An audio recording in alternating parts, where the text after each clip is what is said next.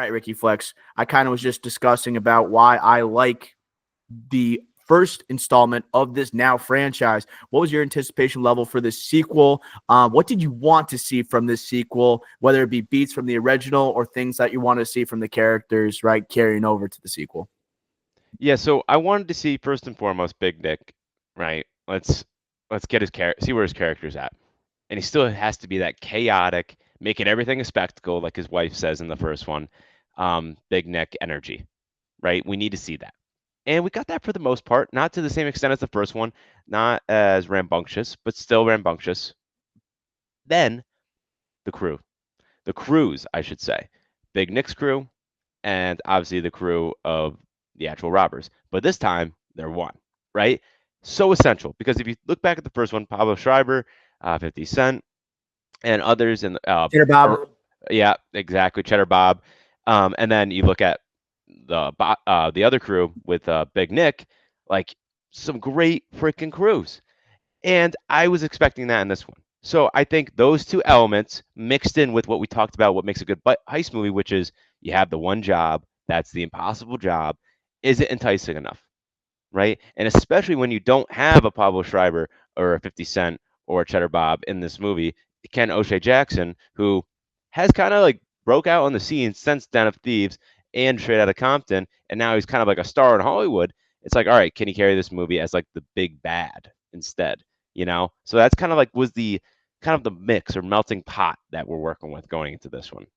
I was anticipating a couple of things. I think there's certain beats that even if there's only been one Den of Thieves movie, there's like things I still needed to see, right? Whether it be like a heist, but like judging by like the first movie, we needed a massive twist at the end. You needed something that was like so almost maybe so far out of the realm of possibility that it's like it wasn't even in the back of your mind. I think the first Den of Thieves blew my mind with the reveal that O'Shea Jackson Jr.'s character, his Donnie, was like the mastermind right behind everything. And I was watching the first Den of Thieves and I was like, I'm looking for like elements of like teasing that he was the man behind, right, the Oz, right, the great and powerful behind this entire plan. But I don't think it was that strongly like hinted at, like Not at all. even on the rewatch, and I think that's kind of a flaw when you're rewatching it because people are like, oh, it's great to rewatch this character and see how right really he said this and he interacted this way and he meant for this to happen. But I'm like, I'm not reading that at all from this rewatch. It is just like a bang out of nowhere, type of moment. I was also expecting a lot of plot holes. I'm expecting things to kind of go the movie's way. And I was expecting for a great performance from Gerard Butler. And when I say great, I mean loudmouth, Big Nick, back saying egregious things, having no way to gauge or measure a room. Like he just will say anything at any point. We got that in this movie. I was expecting not only a big twist. I'm expecting a car chase sequence, something of that nature, feeding the audience what they want. And I think if I'm measuring this movie to the first one, I still think the first one's better. And I, go ahead. yeah, if we're just gonna get there, it's not even close in my opinion. Yeah. And I'm not like I think Den of Thieves 2018. I'm not saying it's a perfect movie, but it has a charm to it that this one just doesn't have. And you talked about beats. Another thing is like the first one, like you have the beats of like the Benihana scene. Like you don't really have that here, right? And I know like the first one, like you have like don't throw the donut in the hot zone, and you don't have you have like guy like the scene with the prom, and 50 Cent and the guys like getting on the kid, the 16-year-old kid, basically saying I'm It's gonna a kill fun you, movie. right? It just has that charm to it. This one does not have that whatsoever. They tried to do this bromance thing with Gerard Butler and O'Shea Jackson. I think worked at times with fraud line, this fraud line that. But at the end of the day, like Den of Thieves just has that like grit to it that this one out in Nice, France, one of the richest cities in the world, that you just can't have, right? And I know the first one was filmed in Atlanta. It's supposed to be an LA movie. I know but it was filmed in Atlanta. But like for someone that like me and you, that does the job. Like it looked like LA, right? For the most part. Here, it's just like it's a Nice and Gerard Butler's just out of place and just doesn't have that charm. Yeah, no, I think this movie kind of was trying to be more of like the Italian Job than it was trying to be like Heat. It was like a little bit more slick. I think you missed out on like the two different groups. They kind of like have their own identity. They have an understanding of each other. And then you have like a mishmash of different people making one group here. And you kind of don't just have that electric feel in this movie that you had in the first one. And you mentioned the relationship between Jackson's Donnie and Gerard Butler's Big Nick. I think it was done pretty well in this movie where they tried to juxtapose them. You wanted to believe that like they had an understanding of one another and that they had this like unspoken connection. I feel like through their dialogue, they were kind of forcing it on audiences a little bit. And I feel like I was kind of like laughing at the end because when they're texting each other and they're saying like I'll see you, like basically I'll see you I'll see you in the future, right? Like we're even right now, but we know we're going to be running into each other. And it's like a tiger doesn't change its stripes. These guys are kind of painting it, meaning like the writers of this movie, they're trying to paint this as like this is like Joker and Batman. They're trying to say we are destined to do this forever, and we've only really had one movie of it. You know, it's not like there was much like there obviously was. It was more Paulo Schreiber and uh Gerard Butler in the first movie that are kind of like button heads, and Donnie's kind of the guy in the periphery or the guy be underneath, like under the underlying like threat. And this one, it's acting like, yep, let's go round three, right? It's 1-1 right now. They're kind of setting it up like this is just the tip of the iceberg between these guys. I think like they did have a natural, like a nice connection, but it was a little bit forced, and I did miss just more characters, honestly. And like the crew itself this time wasn't as great as the any of the other characters in the first movie. I love a good twist, right? And the first Den of Thieves has that huge twist at the end with O'Shea Jackson. That just never appealed to me because the whole movie is trying to be like Heat with Pacino versus De Niro, and here is Butler versus Schreiber, and it works well for me. And he's It good. honestly Paul does. Schreiber's like good I like him in that movie. Yeah, shout out The Wire season 2. But I like him too. I do. I think that like maybe there's one too many like staring contests between the two. One No, too many together in Den of Thieves. not enough. But I think they're really good, and I just think you're missing that in this movie. You are missing that element, and they replace it with the bromance, where is with O'Shea's Jackson character, where I never really believed that he was this criminal mastermind in the first place, and we have this guy trying to do a French accent. Not Like, good. Not what? good. And I know at the end of Den of Thieves, you're going to say, oh, he had the English accent.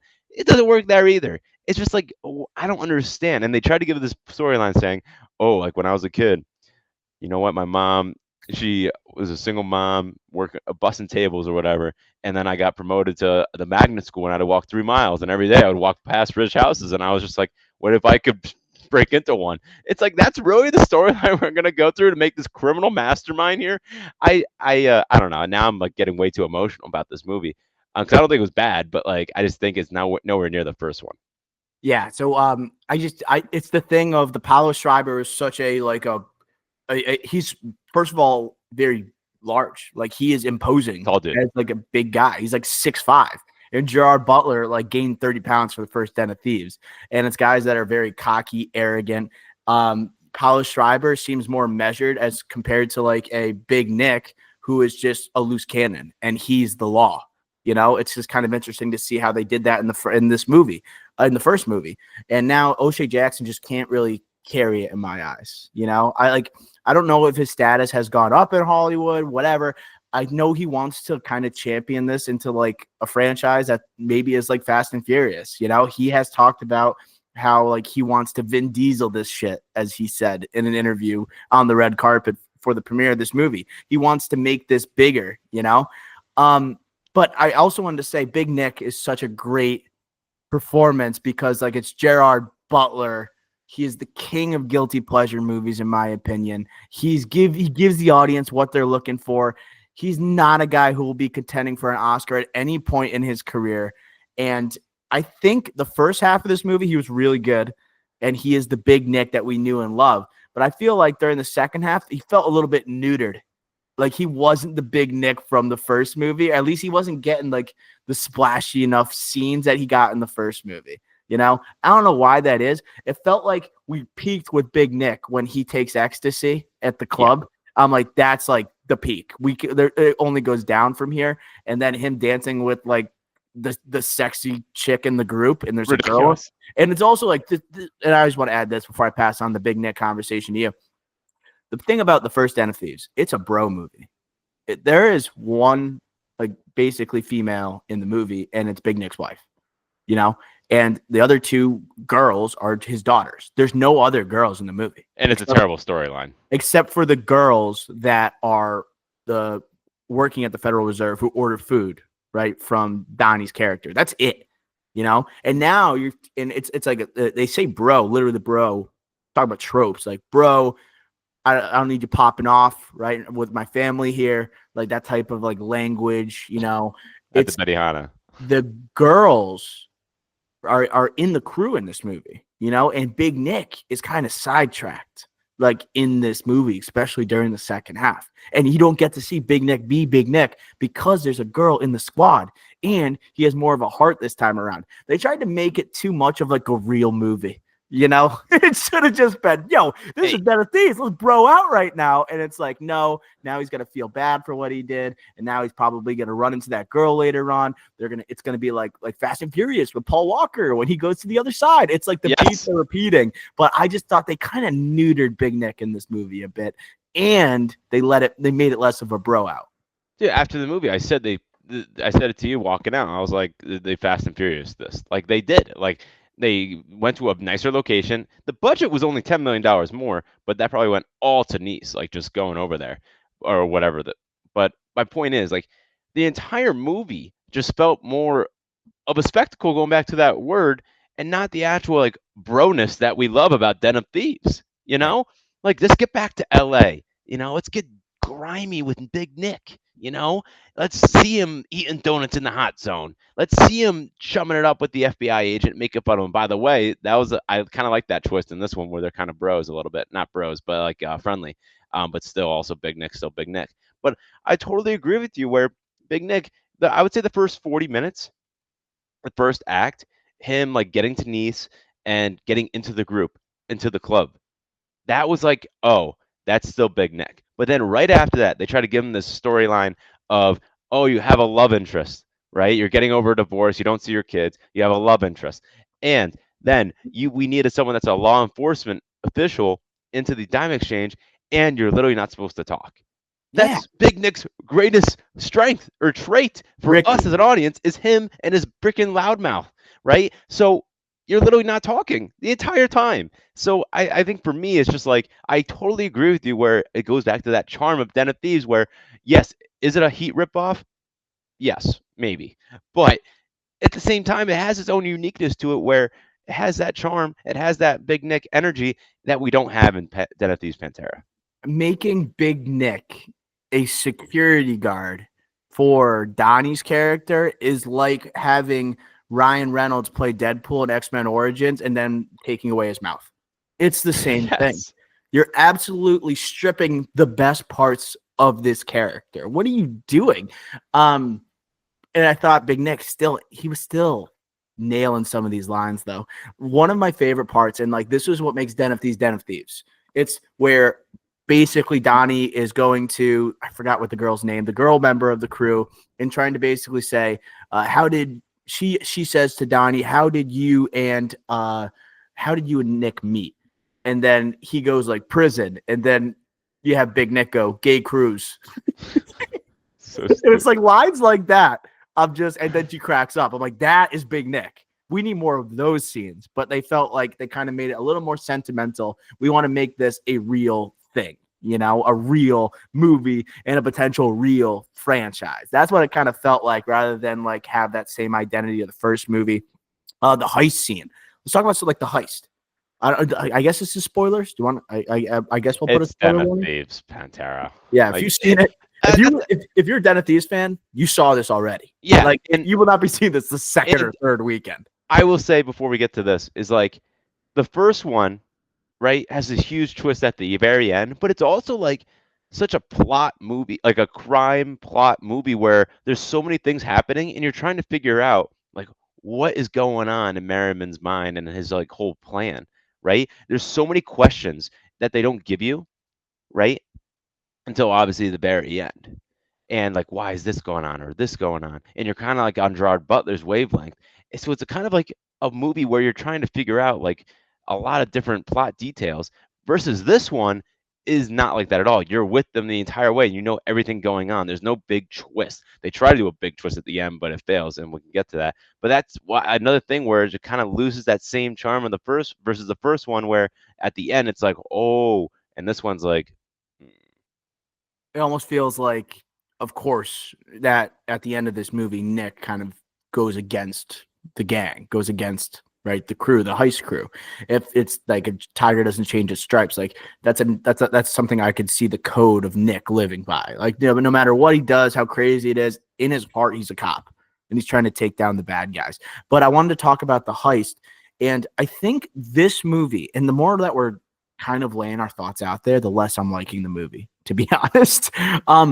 I think that first off, I think they're saying this is like the biggest what big it's like it's the most valuable jewel safe in the world. Like I forgot what they called it. They yeah, tried to make the ambition really high for this, but I don't think it's as crazy as robbing the Federal Reserve, even if it's just a branch of the Federal Reserve, right? I felt like this is like attainable what they were doing, and honestly, I like not in a way like in real life, but I'm saying like Den of Thieves. Like now it's just better than trying to rob the Federal Reserve. You know, it's a jewel heist. That's the kind of movie I'm looking for. But I think the actual heist, it didn't have as much juice as the first movie. The first movie has like basically a fake heist leading into the Federal Reserve heist. Like it's a pretty elaborate plan what they're doing. And this one, it's more of first off, a lot of the credit is going to the woman in the chair. It's her basically saying red light, green light, like it's freaking Squid Game. You know, that's the heist. And as I was watching that heist in the movie, I was thinking this can't be how it ends. Like it needs more juice. And I was thankful that we got a car chase after that we had a shootout after that, and then we have like a Den of Thieves twist. But the heist itself, I thought was very lackluster because, like I said before, it's red light, green light, ready, stop, right? 30 seconds, and then we can go. And it's a lot of just standing still. And there's no interactions that get like you got in the first movie, where it's Paulo Schreiber and he's being asked, like, why is the bin half full? All right. Why are you guys late this time? And you're seeing how he performs under pressure. And it's just them waiting to basically to follow directions, to say go, to enter another room. I kind of didn't like it as much. couldn't agree more. Could not agree more. And that's again going back to the first one. Think about this. First scene in the first one, right? It clearly is paying homage to Heat, right? It has the 3 a.m. LA, but it's also about the details, right? And it's about like Gerard Butler going over like, oh, like they're right near the airport, so they can't have a flyover, right? Like they knew like there was going to be no air support and things like that. Versus this one, it felt like, oh, like you're sure you're building up to this, but the build-up's like Big Nick being a security guard and doing a little spray on the camera. Like that's just not enough for me. It's just not enough. And if we compare to the first one again, I think these heist scenes, particularly the first scene, was terrible. You're telling me your heist scene versus the first one where it's literally you killing cops, like The we're cop airport, killers now.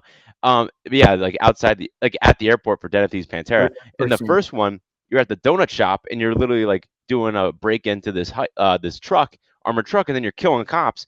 This one, you don't even shoot a gun. You freaking just tie people up and they lie, and then you go into a private jet, and then you just go into a cord like what a shipping container with cars. That's it. There's not even a chase.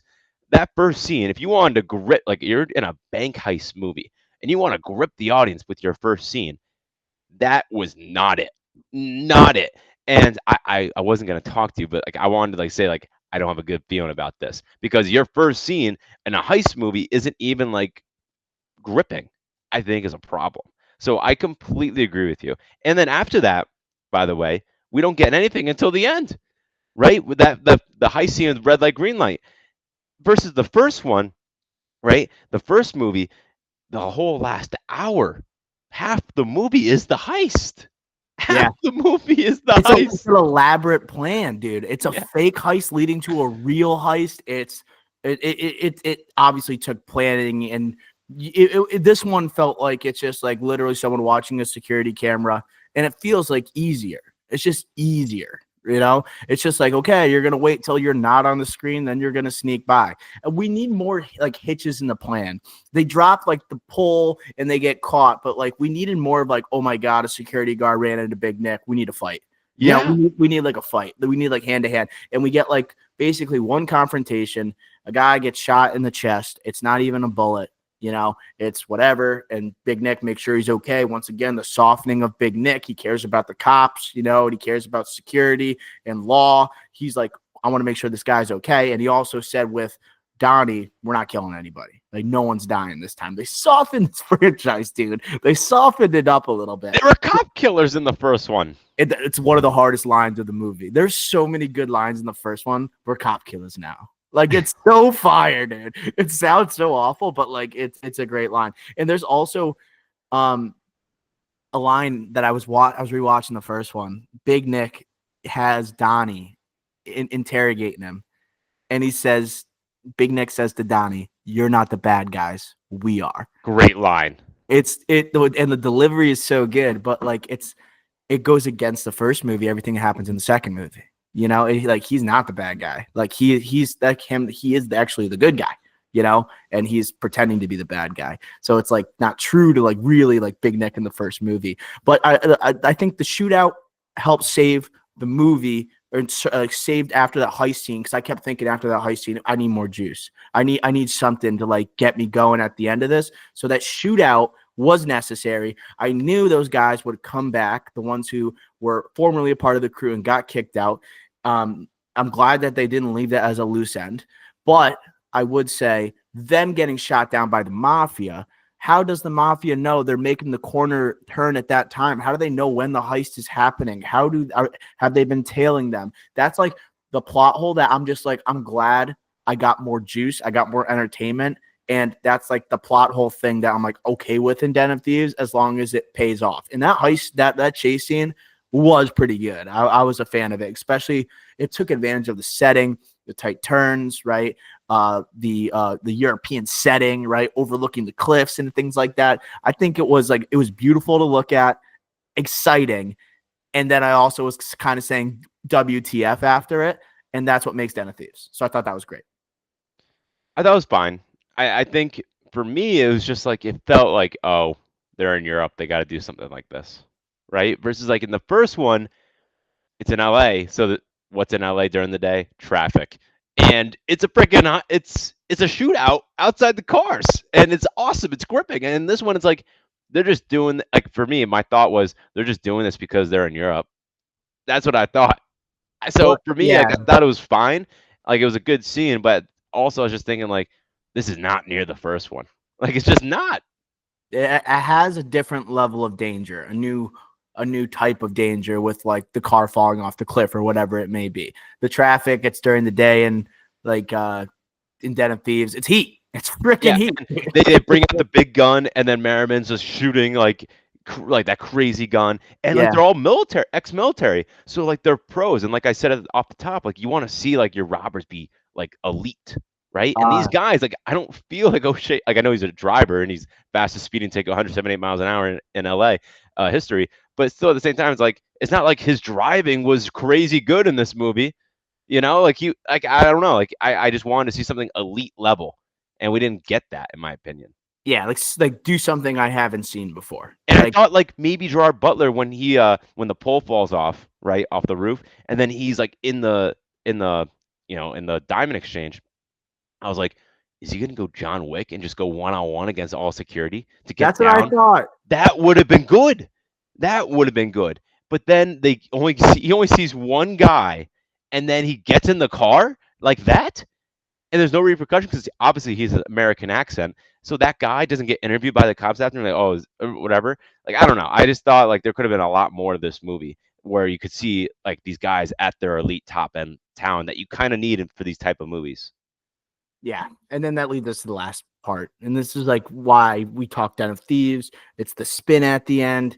And this one felt definitely more predictable because like we are having a cop that went undercover who all of a sudden is joining the crew that he was trying to take down, or at least joining a member of a crew that he was trying to take down that he's been chasing for years. And all of a sudden he's going to flip and he's just going to do it for the dough.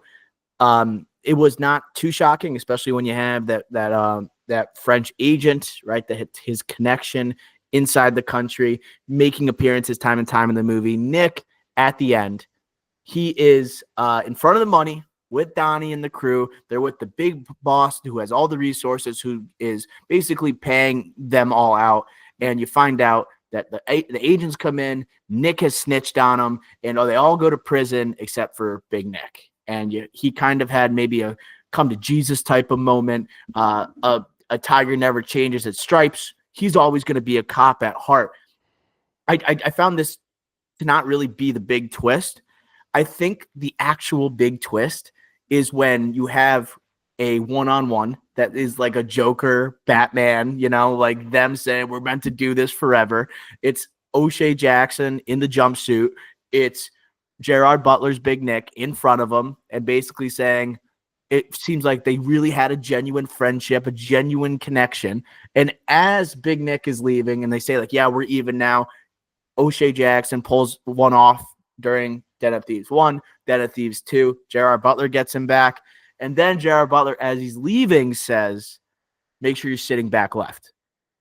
And to me, this leaves a huge twist up in the air and something that's a little bit unexplained. And what we have is O'Shea Jackson's Donnie. The mafia comes and basically breaks him out of prison as he is in transit to wherever the frick he's going. I don't know whether he's going to another prison or whatever it may be. But does this mean, Ricky, that Nick is working with the mafia and knew like that Donnie was going to be set free? Did he know that, or was he just anticipating that was going to happen? He knew that. He absolutely knew that. He definitely told the mafia about the prison transport. And Yeah. this is another flaw of the movie, by the way, with the mafia, because you already said the biggest one. But they would just want the diamond back and no other repercussions, or at least interest. You just stole 860 million euros. They wouldn't want, and then they just want a $5 million diamond. Like you get some interest back on that too, or death. Right after they get it, you're dead. So there's that problem. But no doubt, Big Nick orchestrated this whole thing, saying to the mafia, "Hey, there's the guy that stole your diamond, by the way, that you might seem valuable, right? He's in this prison transport. Go get him." That's definitely what happened there. And yeah, that's supposed to be like you have the big twist of Big Nick.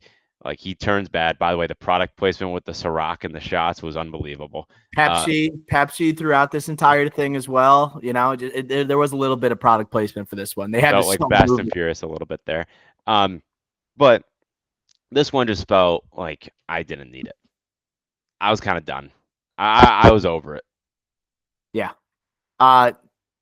Yeah. And I don't know. It feels like they kind of half committed with Big Nick. It's like he went back to being a cop. Okay, make him a cop now. But then he's also kind of going back and saying, I really do like this guy. I'm going to let him free. It's just like a way you continue the franchise because they want to make a third movie. And I bet this one's going to do pretty solid, right, in theaters. I think it's going to be watched, right, at a high volume on whatever streaming service it pops onto. I mean, Den of Thieves is number one on Max right now. It's number one on Max for movies to watch. It's number one at the box office too. It has 15 million domestically this weekend. It has juice. So this movie, the ending sort of works. They have the Paul Walker type of like pop song that comes on as Big Nick is driving through the countryside. They even had like the shots that they're taking, like you were saying. It had like the Coronas at the end of Fast and Furious type of feel. And once again, we're talking about like whether it be Paul Walker crossing over or a Hobbs crossing over with The Rock. Then you have Big Nick crossing over for like the majority of this movie.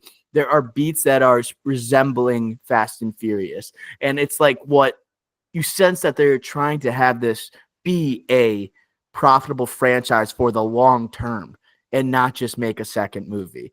And I think it's going to happen.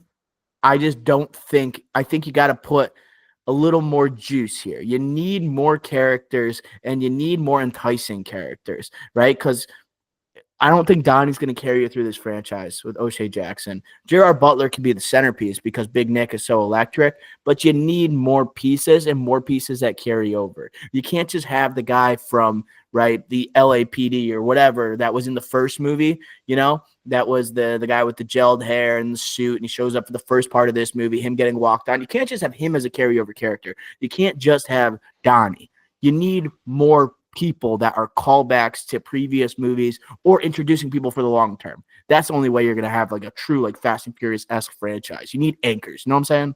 Yeah, completely agree. For a franchise, you need like similar to like any superhero franchise as well. You need formidable characters and your crews, right? You need carryover characters like Fast and Furious has, and honestly, like this doesn't have. Because like we said in the first one of the best parts of the first one are the crews, and you lose those in this one. They tried to make this crew likable. You have the club scene, and you have the close-up face shots of the guys like The smoking. girl is so hot in this movie. She is unbelievably hot. Like when Big Nick was calling her a supermodel, I'm like, yeah. And that's also I was getting like kind of Fast and Furious type of vibes where it's like just like we need someone just smoking that's inside the group that everyone's in love with, you know? Like I I don't even know her name.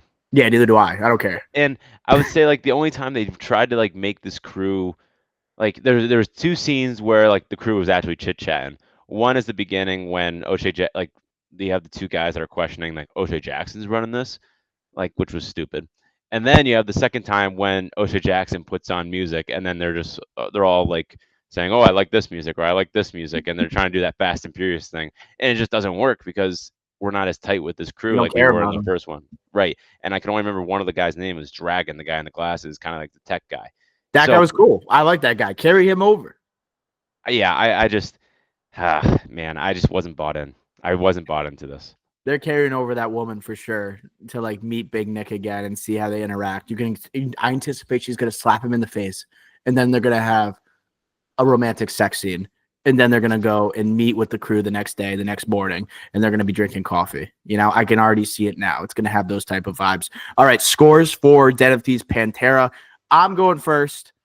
I was at a little bit of a higher score. I'm going down to a 52. 52 Uh, out of 100. 41. 41. All right, that does it for our review of Den of Thieves Pantera.